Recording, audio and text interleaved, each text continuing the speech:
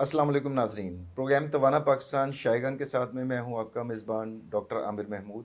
नाज़रीन, आज फूलों के शहर पेशावर से आपसे मुखातिब हूं और जिस मौजू पर हम गुफ्तगू करने जा रहे हैं वो गुज़रती उम्र के साथ आने वाला एक ऐसा मसला है जिससे शायद हर एक को गुज़रना पड़े, और वो है हड्डियों और जोड़ों का एक प्रॉब्लम हो जाता है, जिसमें ख़ास तौर पर जो हमारे जोड़ हैं वो घिस जाते हैं और उसको हम टेक्निकल लैंग्वेज में ऑस्टियोआर्थराइटिस कहते हैं, जिसकी शदीद तरीन फॉर्म में फिर जोड़ की तब्दीली नागुज़ीर हो जाती है। तो बहुत ही दिलचस्पी का बायस होगा अपना आप लोगों के लिए ये वाला जो मौजू है, ख़ास तौर पर जो ज़्यादा उम्र के लोग हैं उनके अंदर और ख़वातीन के अंदर। और जिन एक्सपर्ट को हमने दावत दी है वो ना सिर्फ पाकिस्तान बल्कि इंटरनेशनली रिनाउंड डॉक्टर हैं और पेशावर के मारूफ तरीन orthopaedic surgeon professor doctor Mohammad Arif Khan साहब, जो कि consultant orthopaedic and spine surgeon हैं life care hospital and research institute Peshawar में। उसके अलावा सर बहुत सी साइंटिफिक सोसाइटीज़ के प्रेसिडेंट्स भी हैं। मिसाल के तौर पर he is president elect of Pakistan arthroplasty society. Arthroplasty नाज़रीन जोड़ों की तब्दीली को कहा जाता है, उसकी एक अलहदा से सोसाइटी बनी हुई है जिसके सर प्रेसिडेंट इलेक्ट हैं। He is also president elect of society of spine surgeons of Pakistan. ये वो सोसाइटी है जो हमारे रीढ़ की हड्डी के जितने भी मसाइल होते हैं उससे रिलेटेड जितनी सर्जरीज होती हैं ये इस सोसाइटी के प्रेसिडेंट इलेक्ट हैं। इसके अलावा साबका प्रेसिडेंट हैं पाकिस्तान ऑर्थोपेडिक सोसाइटी के पाकिस्तान के। और last but not the least sir is second vice president of Asia Pacific orthopaedic association. Welcome to the show sir. Thank you, Amir. Thank you for sir having me once again. Sir my player, it's always my player sir. सबसे पहले तो sir ये बताइएगा, up to my knowledge शायद जो हमारी Asia Pacific orthopaedic association है उसमें मेरी नज़र से तो कोई ऐसा पाकिस्तानी नाम नहीं गुजरा, but you are second vice president, is it true sir? Yeah, thank you very much. Actually, Asia Pacific Orthopedic Association is the orthopedic association of the whole Asia. Right sir. इसमें 24 ममालिक हैं एशिया के। Australia से शुरू होते हैं और Turkey पर ख़त्म होते हैं, जिसमें Australia, New Zealand, Malaysia, Thailand, China, Hong Kong, Taiwan, ये सारे इंडिया, ये सारे मुल्क इसमें आते हैं। और पाकिस्तान उसमें एक छोटा सा मुल्क है, और अगर तरक्की की उस पर देखिए तो हम बहुत नीचे आते हैं। तो ये बहुत पुरानी सोसाइटी है, लेकिन पाकिस्तान से कभी सेंट्रल पोजीशन पर इसमें कोई नहीं आ सका। तो फॉर्चुनेटली और unfortunately I am the first one. Second vice president is the highest post. फिर इसके बाद एक साल के बाद ऑटोमेटिकली आप फर्स्ट वाइस प्रेसिडेंट बन जाते हैं और नेक्स्ट ईयर आप automatically you become the president. Sir ये तो हमारे मुल्क के लिए बहुत एजाज़ की बात है कि यहाँ आप जिस तरह फरमाया कि 24 एशियाई ममालिक जिसमें ऑस्ट्रेलिया, जापान और बहुत सारे अच्छे तरक्की याफ्ता ममालिक शामिल हैं, उसमें पाकिस्तान की तरफ से फ़र्स्ट टाइम ये एजाज़ हमें हासिल हुआ कि आप माशाल्लाह सेकंड वाइस प्रेसिडेंट इलेक्ट हुए। सबसे पहले तो बहुत बहुत मुबारक हो सर। बहुत मेहरबानी। और जो हमारे नाज़रीन देख रहे हैं, जो मुहब्बे वतन पाकिस्तानी देख रहे हैं, तो हमें हमेशा मीडिया के ऊपर नेगेटिव न्यूज़ ही देखने को मिलती हैं जनाब। जब भी टीवी लगाएं तो कोई नेगेटिव कुछ ना कुछ चल रहा होता है। तो बहुत ज़रख़ेज़ हमारी मट्टी है और हमारे लिए फ़ख्र की बात है कि सर जो है इतनी बड़ी सोसाइटी के फ़र्स्ट टाइम इतने सालों में सेकंड वाइस प्रेसिडेंट बने हैं। अच्छा सर, अब हम आते हैं आज के मौजू की तरफ, जो कि हमारा ऑस्टियोआर्थराइटिस है। तो सादा तरीन अल्फाज में सर ये होता क्या है? मतलब एक डिजेनरेटिव चीज़ है, बीमारी है, तो इसका क्या प्रोसेस कैसे शुरू होता है और अल्टीमेटली इसकी कल्मिनेशन किस तरह हो रही होती है सर? ऑस्टियोआर्थराइटिस, इसको अगर सादा अल्फाज में कहें तो ये जॉइंट की इन्फ्लेमेशन को कहते हैं। सोजिश को कहते हैं। Right sir. इसमें ज़्यादातर जो इन्वॉल्व होते हैं वो नी जॉइंट्स और हिप जॉइंट्स, यानी घुटने और कूल्हे के जोड़ हैं। ये बहुत ज़्यादा, क्योंकि ये वेट बेयरिंग है, इसी पर हम चलते हैं। सबसे ज़्यादा लोड इन्हीं के ऊपर आता है। इसके अलावा कमर भी इसमें अफेक्ट होती है। बाकी सारे जोड़ इसमें अफेक्ट हो सकते हैं, लेकिन जो सबसे ज़्यादा तंग करने वाले जो जोड़ होते हैं वो नी जॉइंट्स और हिप जॉइंट्स होते हैं।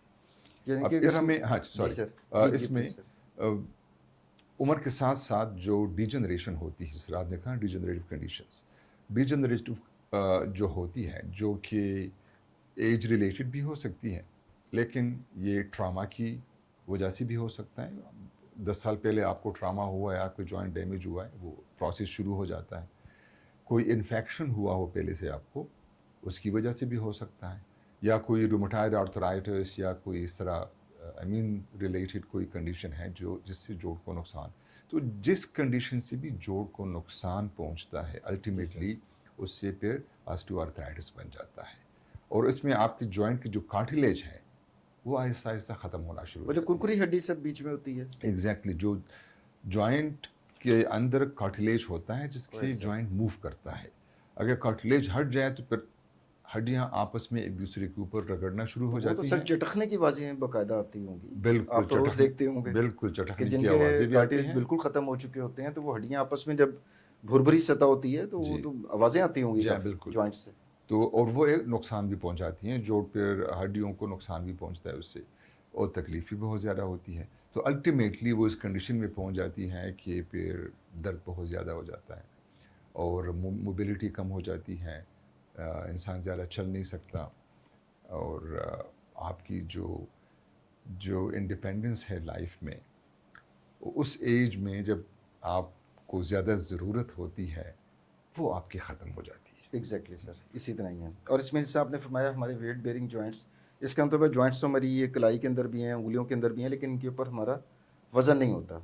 वज़न हमारा सिर्फ ये कूल्हे के जॉइंट्स, कमर के जॉइंट्स और घुटने के जॉइंट्स के ऊपर होता है। जी। इसी वजह से ये ज़्यादा मुतासर होते हैं सर। जी हाँ, बिल्कुल वो तकलीफ़ ज़्यादा देते हैं, मुतासिर तो कोई भी जॉइंट हो सकता है, लेकिन चूँकि उनके ऊपर इतना लोड नहीं आता, तो वो इतनी तकलीफ़ नहीं देते। नी जॉइंट्स और हिप जॉइंट पर लोड बहुत ज़्यादा आता है। जी बिल्कुल, इसी तरह ही है सर। अच्छा सर, इसके वैसे तो इब्तदाई अलामात भी मरीज़ में आहिस्ता आहिस्ता नमूदार होती होंगी, अगर आप उस पर भी कोई रोशनी डाल दें। लेकिन क्लासिकल फुल ब्लोन केस है ऑस्टियोआर्थराइटिस का, उसमें मरीज़ के अंदर क्या अलामात दिखाई देती हैं देखिए, सर? एक तो आपको अगर मरीज़ को पहले कोई ट्रॉमा हुआ है, जॉइंट डैमेज हुआ है, या इन्फेक्शन हुई है, या रूमेटॉइड है, तो वो उसकी हिस्ट्री में आ जाता है कि भई जी मुझे बिल्कुल। 5 साल पहले मैंने एक्सीडेंट किया था, या मुझे इसमें इन्फेक्शन हो गया था। तो वो एक ऑटोमेटिकली एक रेड फ्लैग आ जाता है कि जॉइंट पे डैमेज हो जाना है उससे। फिर इसके बाद आहिस्ता-आहिस्ता दर्द शुरू हो जाता है। शुरू में आपको उठने बैठने में तकलीफ़ होती है, स्टेयर्स ऊपर चढ़ने में, नीचे उतरने में उससे तकलीफ़ होती है।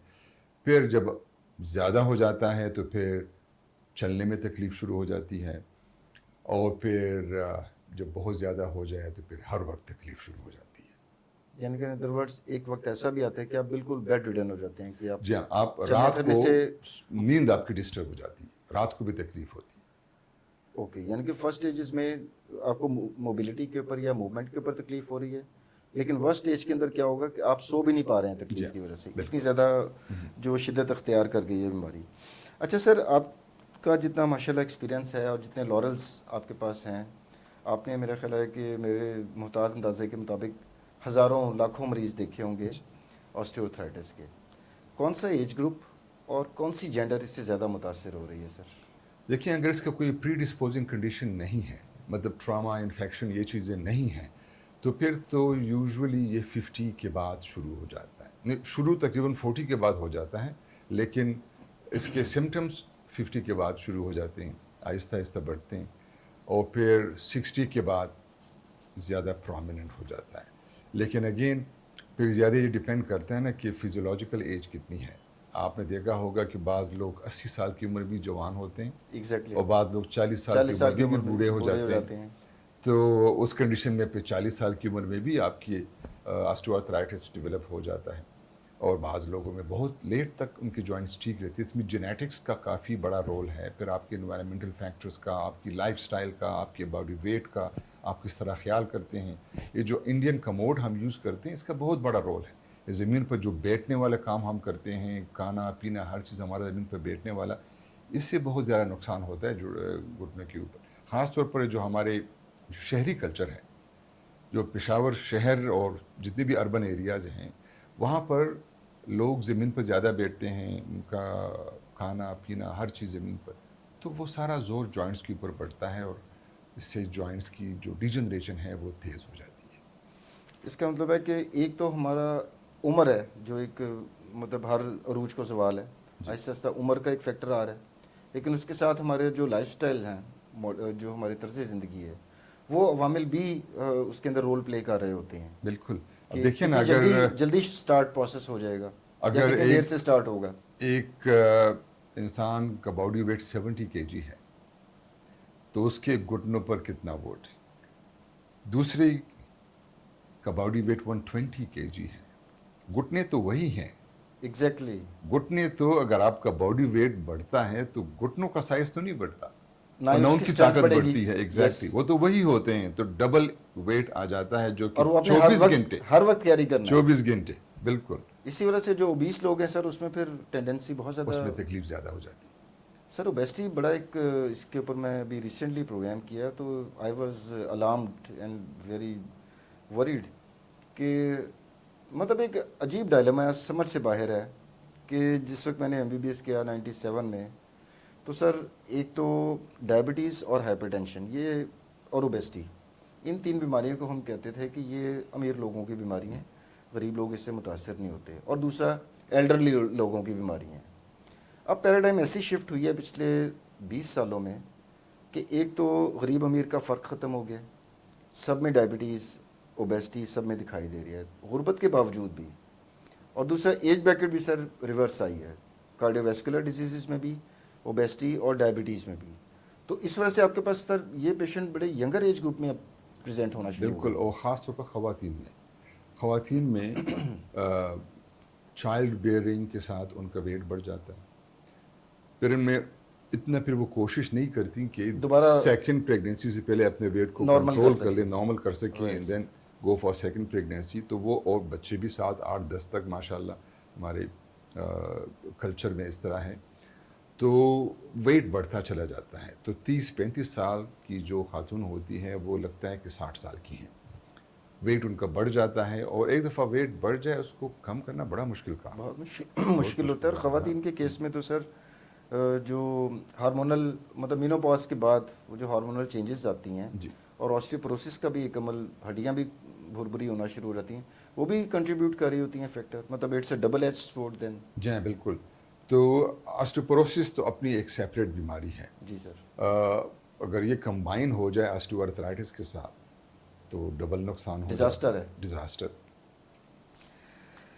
اچھا سر, اب اس میں ہم یہ دیکھتے ہیں کہ طریقہ علاج کی طرف آئیں تو ہمارا موڈس آپرینڈی کیا ہوتا ہے جب ایک پیشنٹ آپ کے پاس آتا ہے چل کر, تو طریقہ علاج جو ہے اس میں ادویات بھی شامل ہوتی ہیں, اس میں انجیکشن بھی شامل ہوتے ہیں, اور سرجری ایک لاسٹ اسٹیج کے اوپر ہوتی ہے. تو who are the best candidates جو ادویات سے ہی مستفید ہو سکتے ہیں؟ دیکھیے, ہماری کوشش ہوتی ہے کہ میڈیسن بھی کم سے کم ہو, اور نیچرل طریقے سے وہ اپنے ڈیزیز پر کنٹرول کر لیں. تو سب سے پہلے ہم اس کو کہتے ہیں کہ ویٹ ریڈکشن. پھر اس کے بعد جو مسلز ہیں, یعنی یہ کوارڈز کے جو مسلز ہوتے ہیں اور ہیمسٹرنگز, یہ سب سے امپورٹنٹ ہوتے ہیں. اگر جوڑ آپ کا کمزور ہے اور مسلز آپ کے طاقتور ہو جاتے ہیں تو وہ ویٹ کو لے لیتے ہیں کافی حد تک. لیکن اگر مسلز بھی خراب ہیں, جوڑ بھی خراب ہے, تو پھر زیادہ نقصان ہوتا ہے. تو پھر ہم ان کو فزیوتھراپسٹ کے پاس بھی بھیجتے ہیں, ان کو کہتے ہیں کہ ایکسرسائز کریں, اپنے مسلز کو ڈیولپ کریں. ان کو ہم بتاتے ہیں کہ آپ نے کیا چیز کرنی ہے, کیا چیز نہیں کرنی. اسکواٹنگ نہیں کرنی, انگلش کا موڈ یوز کرنا ہے, انڈین کا موڈ پہ نہیں بیٹھنا, زمین پر بیٹھنے والے کام نہیں کرنے. اس سے کافی حد تک ان کو آرام آ جاتا ہے. کچھ سال اس میں گزر جاتے ہیں. پھر نیکسٹ سٹیج میں جب اس سے گزارا نہیں ہوتا تو پھر ہم میڈیسن کے اوپر آ جاتے ہیں. میڈیسن میں بیسیکلی پین کلرز ہوتی ہیں جو کہ سوجن کو بھی کم کرتی ہیں, درد کو بھی کم کرتی ہیں. فائدہ بھی ہے, نقصان بھی ہے, ہر چیز کے سائیڈ ایفیکٹس ہوتے ہیں. فائدہ یہ ہے کہ درد کم ہو جاتا ہے, موبیلٹی بہتر ہو جاتی ہے, آپ اپنے کام کاج کر سکتے ہیں, روزگار کر سکتے ہیں. نقصان یہ ہوتا ہے کہ اگر آپ زیادہ عرصے تک میڈیسن لے لیں تو یہ آپ کے اسٹمک کو بھی جلاتے ہیں, بالکل. یہ آپ کی کڈنیز کو بھی تباہ کرتے ہیں, اور یہ آپ کو ہارٹ کو بھی نقصان دیتے ہیں. اور اگر آپ سب لوگوں سے پوچھنا شروع کر دیں جو کہ یہ پین کلرز لے رہے ہیں, تو اس میں 90% میں آپ کو ان کی طرف سے یہ کمپلینٹ آئے گی کہ ان کو معدے کے پرابلمس ہیں، ان کا ہاضمہ ٹھیک نہیں ہوتا، کھانے کو دل نہیں کرتا، جلن ہوتی ہے. تو اب اندازہ لگائیں اگر کوئی کھانا ہی نہیں کھا سکتا کوئی چیز، تو وہ کوالٹی آف لائف تو بڑی خراب ہو ایگزیکٹلی جاتی ہے نا اس سے. ایگزیکٹلی پھر اگر اس پر بھی گزارا نہیں ہوتا تو پھر کنڈیز کو نقصان شروع ہو جاتا ہے. اور پھر وہ ڈائلیسس پر بہت سارے پیشنٹ، اگر آپ ڈائلیسس سینٹر میں جائیں تو جو آپ کو میجارٹی مریض ملیں ان گے کی ہسٹری میں ان کی ہسٹری میں لانگ آپ کو اسٹینڈنگ ہسٹری لانگ ہوگی اسٹینڈنگ پین کلرز پین کی. کلرز کی ہوگی. جی بالکل سر، آپ کی بات سیکنڈ کروں گا کہ گیسٹرونٹرولوجسٹ متعدد میں پروگرام کر چکا ہوں ایسڈ پیپٹک ڈیزیز کے اوپر، پیپٹک السر کے اوپر. تو ان لوگوں کا بھی یہی کہنا ہے کہ جو بہت زیادہ excessive use of painkillers اور انرجیزکس ہیں، اس کی وجہ سے لوگ پھر السرس کے ساتھ ڈاکٹر صاحبان کے پاس پریزنٹ کر رہے ہوتے ہیں. جی اچھا سر، ایک چھوٹا سا میں یہاں پر تھوڑا سا وضاحت آپ سے ریکویسٹ کروں گا کہ آپ نے ایکسرسائز کی بات کی کہ جتنا ہم مسلس کو اسٹرینتھن کرنے کے لیے موبائل زیادہ کریں گے خود کو تھرو لائف اسٹائل ماڈیفکیشن، اتنا بہتر ہوگا. اب اس سے ایک جو ہمارے ویورز ہیں یا جو عام ایک پبلک ہے وہ یہ بھی سوچ سکتی ہے کہ چلیں جی میں ریگولر واک شروع کر دیتا ہوں. اب واک کرنے کے دوران بھی تو سر جوائنٹ کے اوپر وزن پڑ رہا ہے، تو بہت زیادہ واک اگر ہم پیشنٹ سے کہیں کہ وہ کرے تو وہ ڈونٹ یو تھنک کہ وہ تھوڑا سا ایگریویٹ ہوگا، یا بنسبت ان ایکسرسائزز کے جس میں موبلٹی تیز ہو رہی ہے لیکن جوائنٹ کے اوپر وہ وزن نہیں آ رہا. اب دیکھیے ڈیپینڈ کرتا ہے کہ آپ کا باڈی ویٹ کتنا ہے. ایگزیکٹلی. اگر آپ کا باڈی ویٹ نارمل ہے 70 kg آپ کا ویٹ ہے تو پھر تو آپ کافی Walk کریں. ٹائم تک آپ چل سکتے ہیں. اس میں پھر یہ ہوتا ہے کہ آپ پکی زمین پر جا رہے ہیں، روڈ کے اوپر چل رہے ہیں، یا آپ سافٹ زمین کے اوپر واک کر رہے ہیں. اگر سافٹ زمین پر ہیں تو وہاں جوائنٹ کا ریئیکشن فورس کم ہو جاتا ہے، اسٹریسز کم ہو جاتی ہیں. لیکن اگر ہارڈ سرفیسز پر آپ رننگ کر رہے ہیں، جاگنگ کر رہے ہیں، واک کر رہے ہیں، واک سے پھر بھی اتنا نہیں ہو لیکن رننگ سے کافی فرق پڑتا ہے، تو اس سے پھر جوڑوں کو نقصان پہنچ سکتا ہے. یعنی کہ رننگ نقصان دہ زیادہ ہوگی compare to walk. Normal jogging کی حد تک ٹھیک ہے وہ، لیکن اگر آپ رننگ کر رہے ہیں اور ہارڈ سرفیس کے پر کر رہے ہیں، روڈ کے اوپر کر رہے ہیں، اور شوز بھی آپ کے ایسے ہوتے ہیں جو کہ 3 سول والے ہوتے ہیں، تو وہ زور ان وہ پر شاک پڑتا ہے، ابزارب نہیں کر شاک رہے. ابزارب نہیں کرتے. اوکے، اسکندر بھائی کی احتیاط کرنے کی ضرورت ہے سر. اچھا اب ہم آتے ہیں سر اس کی طرف کہ یہ جوڑوں کے اندر انجیکشن جو ہیں وہ کس کنڈیشن میں یا سچویشن میں آ کر ضرورت پڑتی ہے، اور ان کی افادیت کتنی ہوتی ہے؟ آیا کہ وہ کافی عرصہ پیشنٹ سمٹم فری رہتا ہے یا کچھ عرصے بعد دوبارہ لگانے کی ضرورت پڑتی یہ ہے؟ بہت امپورٹنٹ پوائنٹ آپ نے ریز کیا ہے. انجیکشن 2 قسم کے ہوتے ہیں، ایک اسٹیرائڈ انجیکشن ہوتا ہے جی سر. اور ایک پی آر پی یا پلازما کا جو انجیکشن جو خون سے وہ بناتے ہیں، ایک وہ، یہ 2 قسم کے انجیکشن لگتے ہیں. اسٹیرائڈز اس لیے لگتے ہیں کہ جو اندر سوجن ہے اس کو کم کیا جا سکے. اسٹیرائڈز آپ کو پتہ ہے اینٹی انفلیمیٹری اینٹی انفلیمیٹری ہوتی ہیں، ایکشن ہے ان کا. تو وہ کچھ عرصے تک انفلیمیشن کو کم کر دیتی ہیں. اب ڈپینڈ کرتا ہے کہ انفلیمیشن کتنی ہے. اگر انفلیمیشن کم ہے تو وہ 6 مہینے تک بھی کام کر لیتی ہیں، بعض اوقات سال تک بھی کام کر لیتی ہیں. لیکن اگر انفلیمیشن بہت زیادہ ہے تو مہینے بھی کام نہیں کرتی. اگر نقصان اندر بہت زیادہ ہے تو وہ کام نہیں کریں گی. تو مے بی کہ شروع میں اور آپ نہیں چاہتے کہ آپ بہت زیادہ میڈیسن کھائیں تو آپ ایک انجیکشن لگوا لیں، لیکن یہ نہیں کہ آپ انجیکشن کی زور پر ہی چلیں.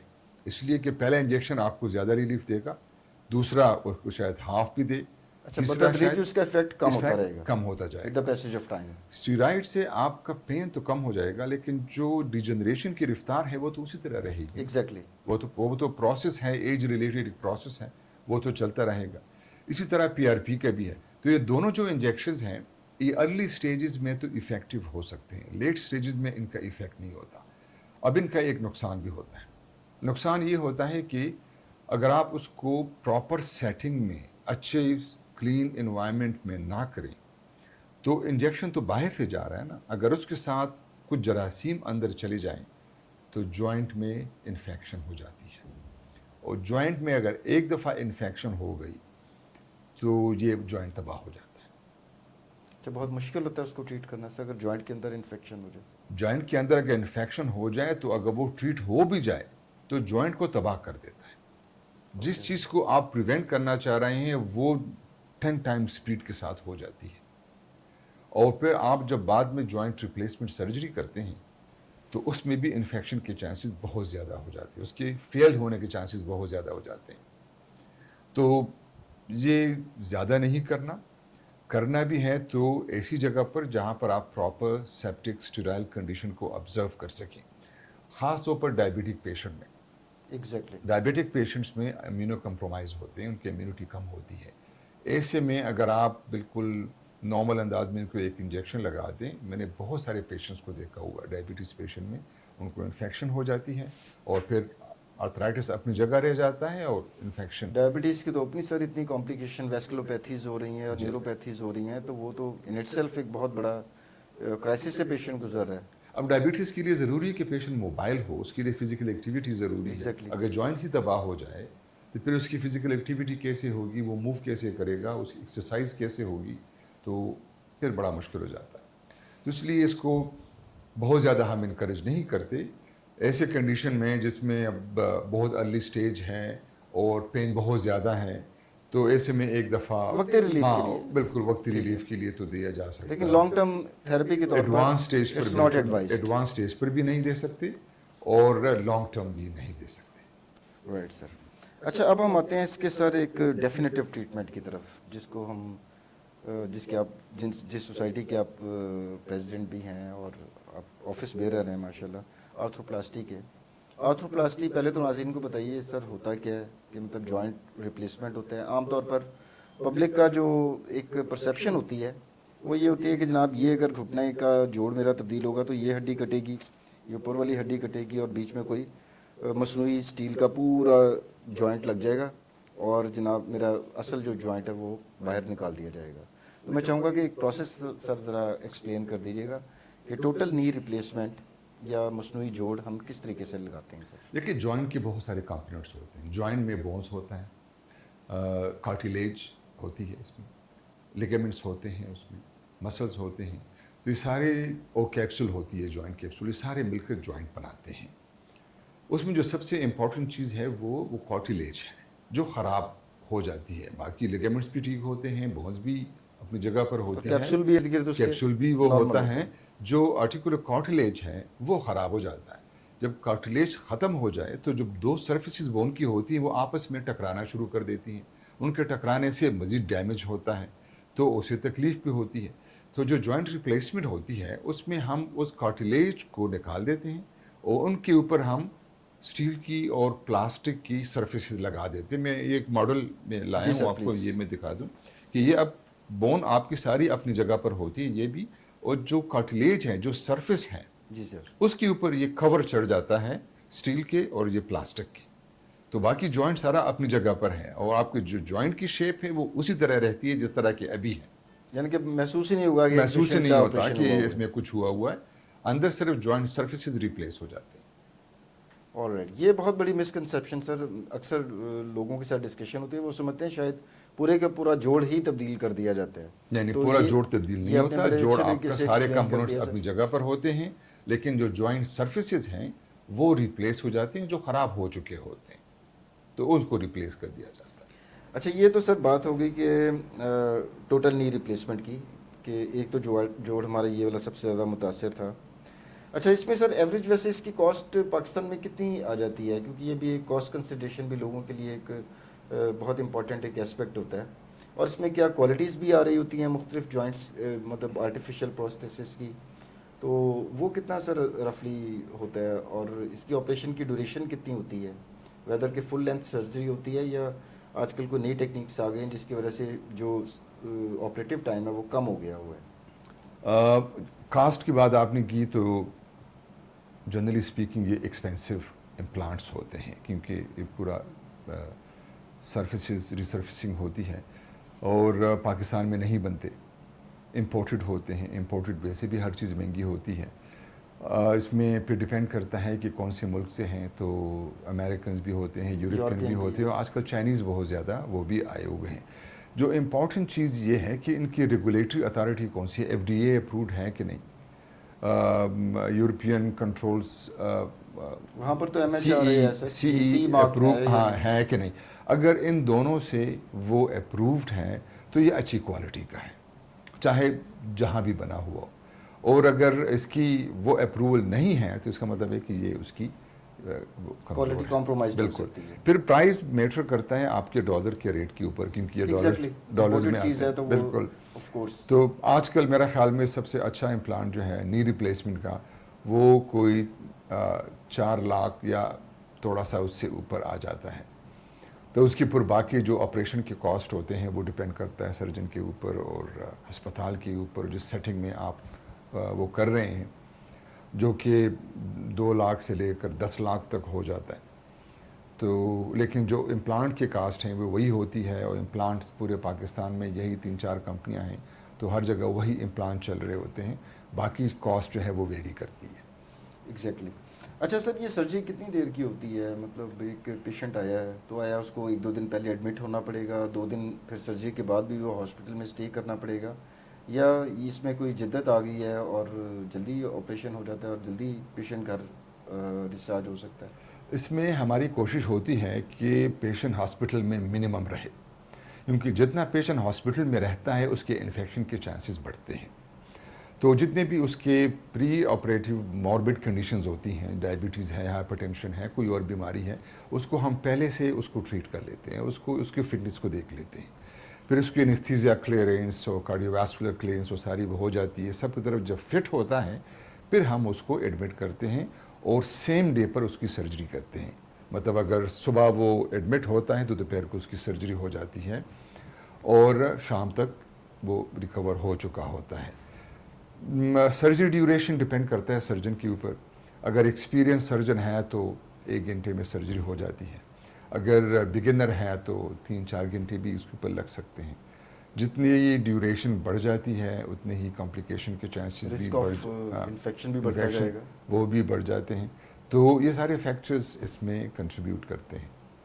अच्छा सर, अब हम आते हैं ये जो हमारा हिप जॉइंट है, इसकी रिप्लेसमेंट का क्या तरीक़ेकार होता है? इसके भी आर्टिफिशियल सर प्रोस्थेसिस आ रहे होते हैं सर? जी बिल्कुल। हिप जॉइंट तो सबसे पहले रिप्लेसमेंट हिप जॉइंट की हुई अच्छा, थी। पहले हिप की हुई थी। ओके। और इसमें भी वही रिसर्फेसिंग होती है कि जो जोड़ के दोनों तरफ के जो बोन्स हैं उनके ऊपर प्रोस्थेसिस लग जाता है। एक तरफ वो गोला जिसको हम फेमोरल कॉम्पोनेंट कहते हैं वो लग जाता है, दूसरी तरफ वो सॉकेट जिसको हम स्टेबुलर कॉम्पोनेंट कहते हैं वो लग जाता है, और इस तरह पेशेंट का पेन उसमें ख़त्म हो जाता है।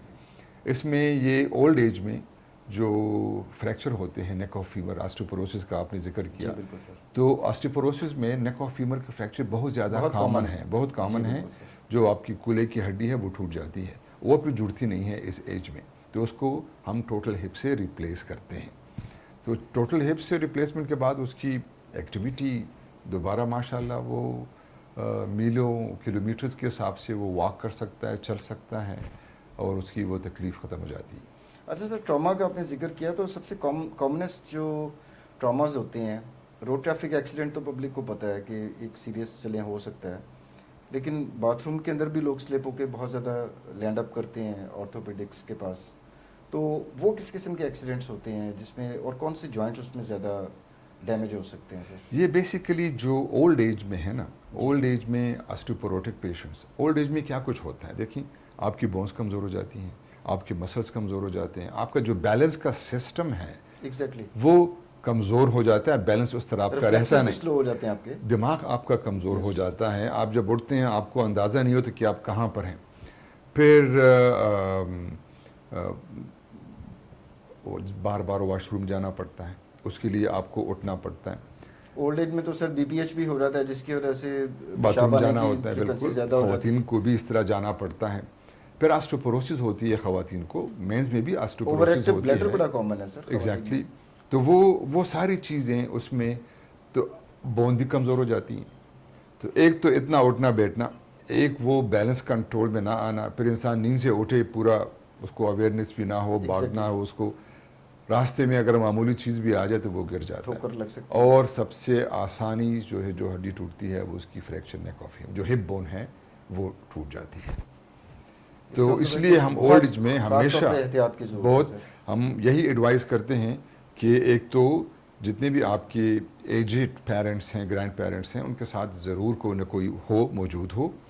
दूसरा, लाइट हमेशा मौजूद होनी चाहिए। तीसरा, बाथरूम के और उसके दरमियान कोई चीज़ नहीं होनी चाहिए। باتھ روم میں وہاں پر ہینڈلز ہونے چاہیے ضرور ہو, جو فلور ہو وہ بہت ہموار نہ ہو, بہت سلپری نہ ہو, اور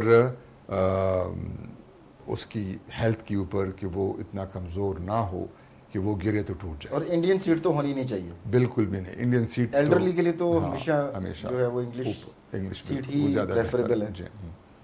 اچھا سر, اب ہم آتے ہیں ان دونوں سرجریز کی پوسٹ آپریٹیو کمپلیکیشنز کی طرف. ہر سرجری میں رسک انوالوڈ ہوتا ہے, چھوٹی سے چھوٹی بھی ہو, بڑی سے بڑی بھی ہو, تو اس میں کامن کمپلیکیشنز کیا کیا ہو سکتی ہیں سر؟ اس میں 2 قسم کی بلکہ 3 قسم کی کمپلیکیشنز ہو سکتی ہیں. ایک تو سرجری کی وجہ سے ہوتی ہے, دوسری انفیکشن کی وجہ سے, اور تیسری اینستھیزیا کی کمپلیکیشنز, کیونکہ اینستھیزیا بھی ایک بہت امپورٹنٹ پارٹ آف سرجری. ہاں, پارٹ آف سرجری. جو فرسٹ پروسیجر کی اس میں نے بات کی, تو وہ تو ڈپینڈ کرتا ہے کہ سرجن کتنا ایکسپیرینس ہے, اس کی ایکسپرٹیز کتنی ہے.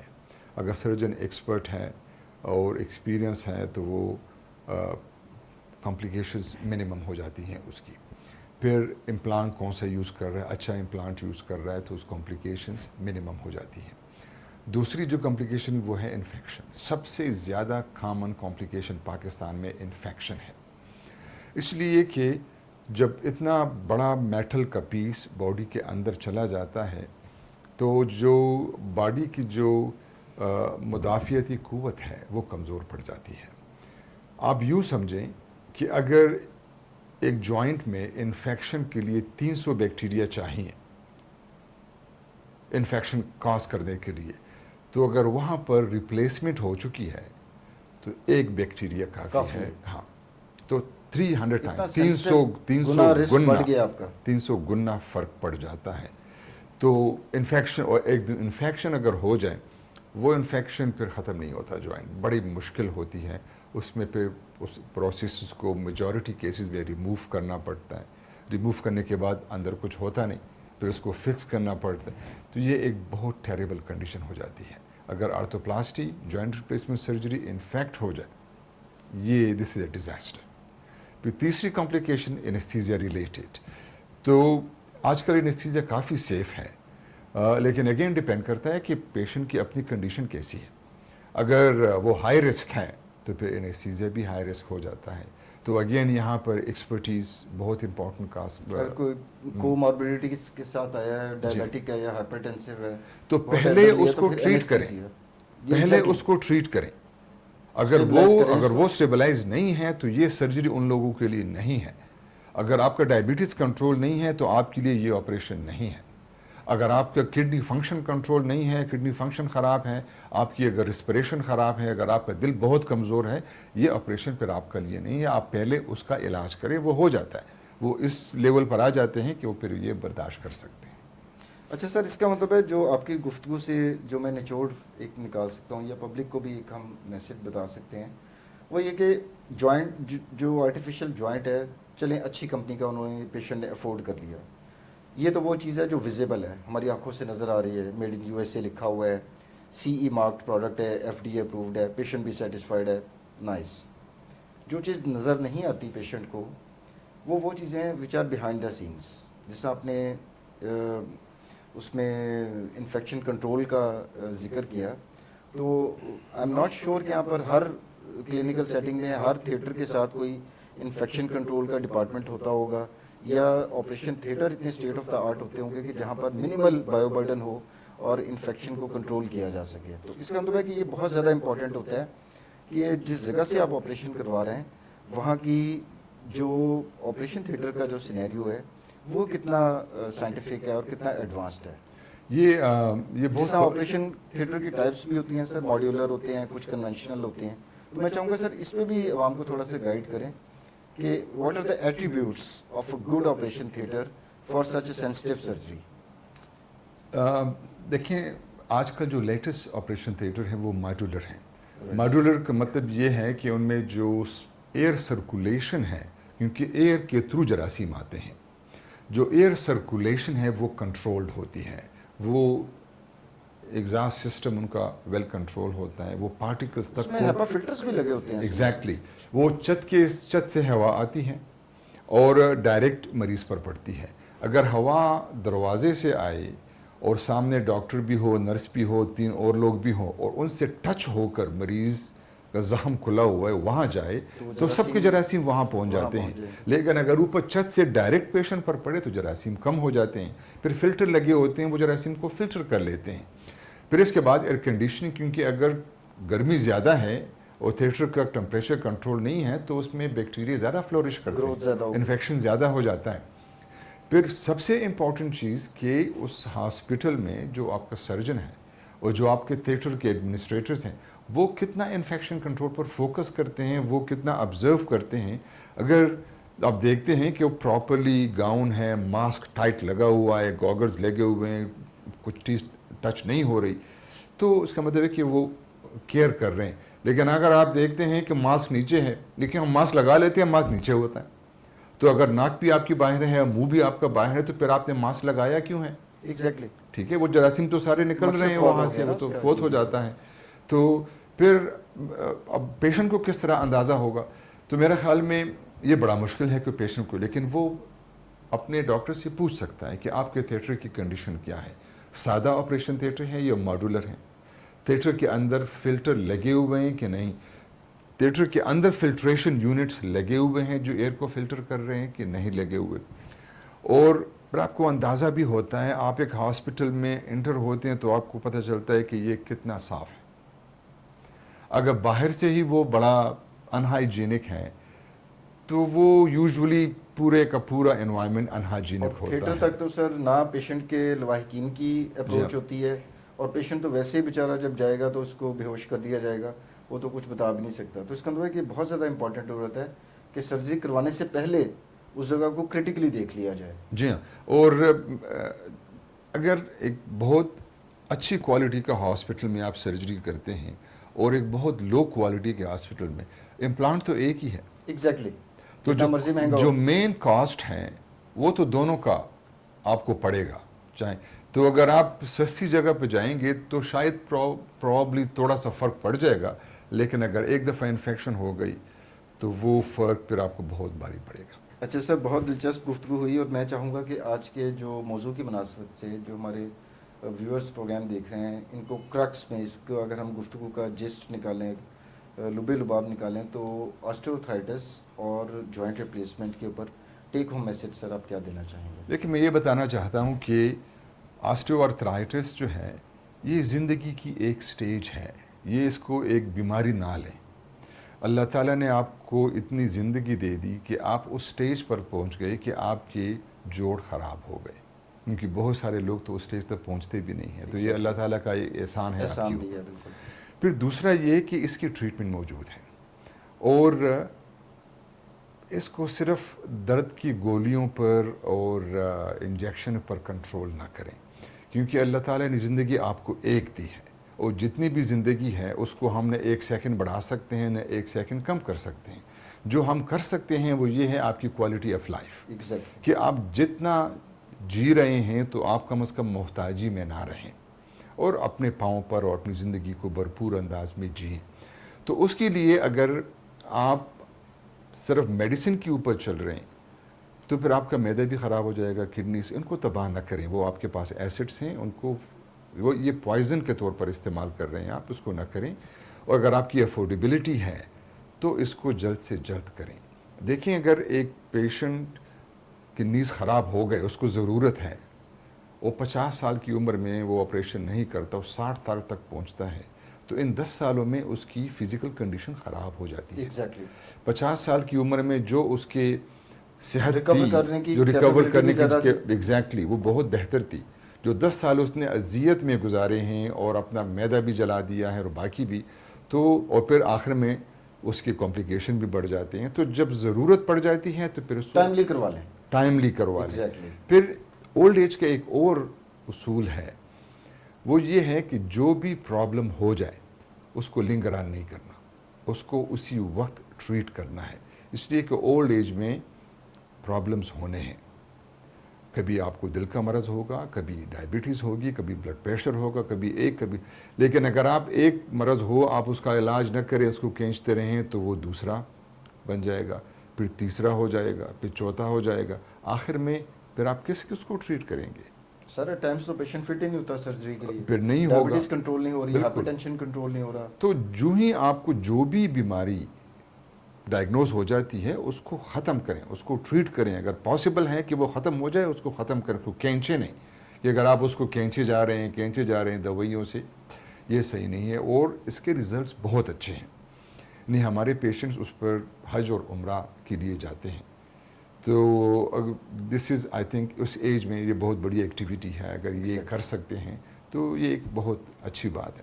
جی بالکل. تو آپ کی کوالٹی آف لائف بہتر ہو جاتی ہے، آپ زندگی کو انجوائے کرنے لگتے ہیں. میرا ایک پیشنٹ، اس کے ہم نے دونوں نی جوائنٹس ریپلیس کیے، ڈاکٹر ہے، اور 4 ہفتے کے بعد اس نے مجھے نتیہ گری سے پکچر لے کے پہاڑ کے اوپر چڑھو. میں خدا کا خوف کرو. تو اتنی بہتر کوالٹی آف لائف ہو جاتی ہے کہ لوگ تقریباً نارمل زندگی گزارتے ہیں. تو اس کو یہ نہ کہیں کہ بس آپ کی زندگی ختم ہو گئی ہے، اور you can still live younger. آپ اپنی زندگی کو انجوائے کر سکتے ہیں. اس کو ٹریٹ کریں اور آگے بڑھیں، زندگی کو انجوائے کریں. آخر میں ناظرین، میں پروفیسر ڈاکٹر محمد عارف خان کا تہہ دل سے مشکور ہوں کہ سر نے اتنے اہم موضوع کے اوپر اتنی مفید معلومات اتنے سادہ فہم الفاظ میں، بلکہ ماڈل کی مدد سے آپ کو دکھایا کہ آسٹریوتھرائٹس کے اندر جو ہونے والی سرجری ہے، جس میں جوائنٹ ریپلیسمنٹ جس کو ہم کہتے ہیں، کہ وہ کتنی آسان اور کتنی جدید ہو گئی ہوئی ہے، اور اس میں کمپلیکیشنز کیا ہو سکتی ہیں، ان کمپلیکیشن سے بچنے کے طریقے بھی آپ کو بتائے. اور امید کرتا ہوں کہ آپ کو پچھلے ایپیسوڈز کی طرح یہ ایپیسوڈ بھی پسند آئی ہوگی. اگلے پروگرام تک کے لیے ڈاکٹر عامر کو اجازت دیجیے. اللہ حافظ.